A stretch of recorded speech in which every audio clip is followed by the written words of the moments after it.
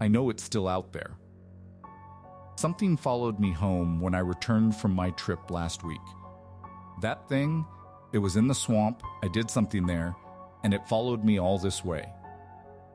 I don't know how much longer I have. But I need to tell someone what happened before it's too late. Last week I was visiting family in Florida. It was a nice time to go since it's freezing here this time of year, so the trip would be a good vacation. I grew up in Florida, but moved away when I was 18. I had not been back to visit my family for several years. It seemed like a good time to go, and after visiting, I was going to meet up with an old friend from school. Lewis and I grew up together. He was my best friend for years before I moved away. He stayed when I left, and eventually we fell out of touch. Now he was living in a small house near the Everglades doing some sort of ecology or environmental research. I realized I had never been to the Everglades before, so it would be good to see him again and check it out for the first time. I called him up, and he was happy to hear I would be in his neck of the woods.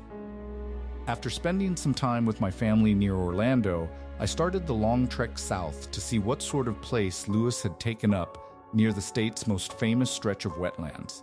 I finally got to the muddy driveway and did not see his house. I figured it must be further down the path. I stepped out and was surprised how it still felt humid despite the fact it was nearing wintertime. I walked a bit, then saw a figure coming down the path to meet me. Despite the beard and the fact that he was balding a bit, I knew it was him right away. I was already smiling as he approached, and he was chuckling, "Man, it's been too long. How the hell are you?" I shook his hand and clapped him on the back and returned the greeting. "Yeah, it has. Not too bad. How about yourself?" He chuckled again. "Ah, you know, dodging gators and making moonshine, living the dream as they say. It's an honest life." He tried to sound serious for a moment, but we both laughed at the same time, and we walked the rest of the way to his small house. I was surprised by the hike and why he said not to bring my car any further. I was about to ask, but he read my mind. "Road sucks out here, don't want you to get stuck."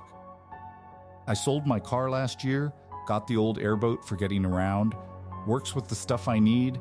I just Uber anywhere else or get delivery, which many of the drivers don't appreciate. He grinned, and I believed him. This place was rough to reach. We finally arrived at a haggard-looking building that tottered above the shifting swamp on a wooden catwalk. After looking at it, I had to ask, "Why here?" He paused as if considering, then answered, "It's fine for my purposes. It's close to the areas of significance for my research. The ecology grant money has got to go somewhere, so why not me? I got a nice stipend from Sue. It's not much, but I just have to do my research and put up with the mosquitoes, and that's that." He smiled, and I appreciated the simplicity that he apparently wanted. We went inside, and it was a bit of a mess to say the least. Garbage, beer bottles, and the smell of even stronger alcohol made me think the moonshine comment was legitimate. He shrugged as we walked in. "Sorry, was a little busy. Couldn't tidy up. But take a seat and I'll grab you a beer." He shuffled to the kitchen, and I looked around at more of the controlled chaos that was his living and workspace. Papers were strewn all over the floor. As I looked, I almost cried out when I saw what appeared to be a large, motionless alligator. I relaxed when I saw the gator was just a taxidermied one. Lewis returned with a few lukewarm Millers, and we cracked them open and spent some time reminiscing about the past. After a while, Lewis suggested something that sounded cool. "Hey man, why don't we take the airboat for a ride? It's a little loud, but it's fun, and we can explore a bit.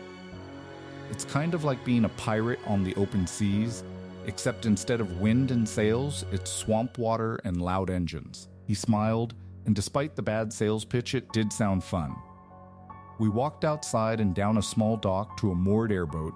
The large fan looked rusted, and the thing swayed and shifted on the dark, brackish waters. I took a closer look at the surrounding area and was surprised. When I imagined the Everglades, I had the image of the nicer spots of wetlands where manatees swam, but it just so happened that Lewis's house was by the more swampish sections. I did not want to voice my concern about the location, or that his boat looked like it could barely stay afloat. Fortunately, once we stepped on and the fan roared to life, I did not worry about my aesthetic concerns or anything beyond how loud the fan was. We were on the water, and moving in no time. I had to admit it was a little fun as we sped around the channels of water.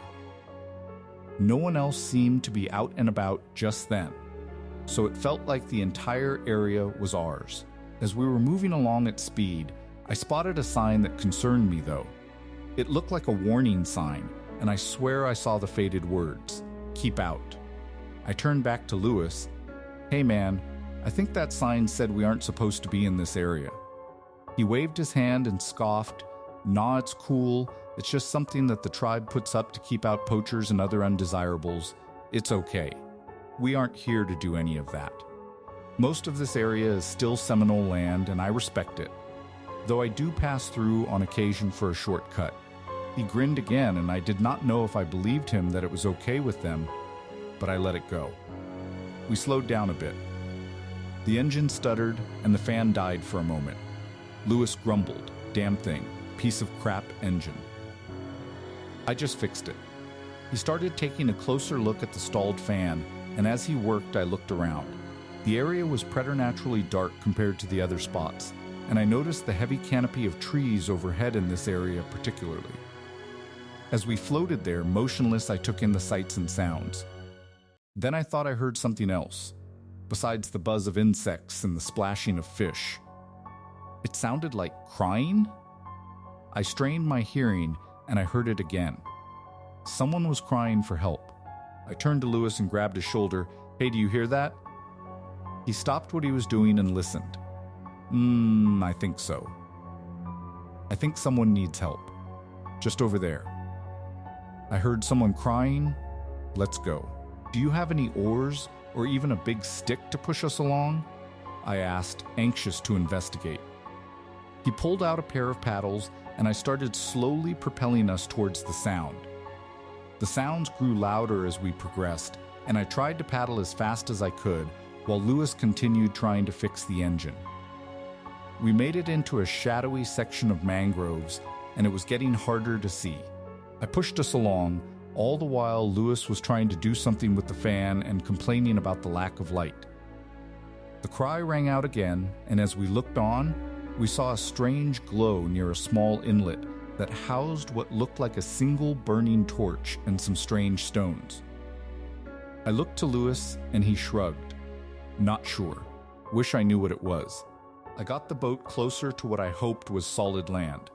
As we neared the edge of the small island, we heard a loud cracking and breaking sound. Lewis groaned in irritation. "Shit, that better not have broken the hull." It sounded bad. We couldn't check just yet, but I agreed. I looked over the edge and saw what we had apparently struck. It was a small stone statue that was half submerged in the water. The boat had broken off the top half of whatever it was, and the other portion was still floating on the surface of the surprisingly clear water. The piece looked odd. It had natural striations, but also a strange, suggestive set of grooves which looked like they might have been carved into it. As I looked at it, I felt an odd sensation. My ears suddenly popped, and there was a strange feeling of decompression, like pressure was being let out in the air around us. I looked back at Lewis, but he must not have noticed it.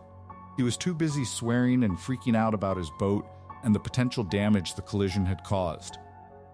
Suddenly, we heard a voice cry out again, clearer and more desperate than before. "Help! Someone help me!" We were reminded of why we had come out to this little island. I jumped off the boat, aiming for what I thought was the ground. I nearly fell back into the water when I landed, but I managed to grab a bundle of tangled branches that were leaning down towards the spot I had jumped. The branches held firm enough to pull myself up the rest of the way and step onto steadier ground. "I need to go look. Someone's out there." I called back to Lewis, not even looking to see if he was going to come ashore as well. I rushed into a small brush of trees, past more of the strange stones and some strangely carved wooden effigies. I nearly tripped when I stepped into a thick pool of mud. I thought it might even be a sinkhole of some kind. I avoided falling in and rushed further toward the direction I had heard the voice from. Then I saw him. It was a boy, maybe 12 or 13 years old. He was standing near a tree with his back to the water. He was covered in mud, and it was hard to even make out his features. He was calling for help in between fits of coughing up what looked like gobs of mud. I rushed over to try and help. As soon as he saw me, he called out again, "Please help." "It's after me. Something pulled me under. It's trying to get me." I rushed over to the kid to check on him. He was slowly being pulled into another sinkhole, worse than the last one I had passed. His legs were snared by some of the vines growing in the basin, and it kept him from being able to climb out of the muddy vortex. I grabbed his outstretched hands first. "Hold still. It'll get you out." I tried to reassure him while struggling to get him unstuck. I nearly got pulled in myself, but I was finally able to free his leg and pull him out of the mud pit. He was filthy, but otherwise seemed uninjured. The shock of the event was causing him to hyperventilate, and I tried to slow him down. I asked him about what happened. "What happened? You said something was after you? Chased you here? Was it a gator? Is it still nearby?" He tried to answer, but his voice was shallow. He had been screaming so hard he had almost lost his voice. I could barely make out his mumbled response. No, gator. Something in the mud. Something dragged me down, tried to pull me in. I'm not supposed to be here. You aren't either. It's not safe. There is something bad here. I never would have come if I had known what spot this was. Something was trapped here long ago. I can't believe this is where I had to get stuck. I got lost. My raft was damaged. The water here was deeper than I expected. I couldn't get back, so I swam up here thinking it was safe. He was starting to panic again, but I tried to settle him down. "It's all right. My friend and I will get you home. What was your name?" He took a deep breath and finally started to control his breathing. When he sensed the immediate danger was gone, he answered, "Nokoski. My name is Nokoski. But we don't have time to talk. We need to leave. Do you have a boat? I lost my raft back that way, and I am not getting near the water again, or the mud." I nodded my head and held out my hand, showing him the way back to the boat. As we walked, I heard Lewis calling out to me, and when he saw us walking towards him, he looked relieved and concerned all at once. "What happened to him?" Lewis asked once we were closer.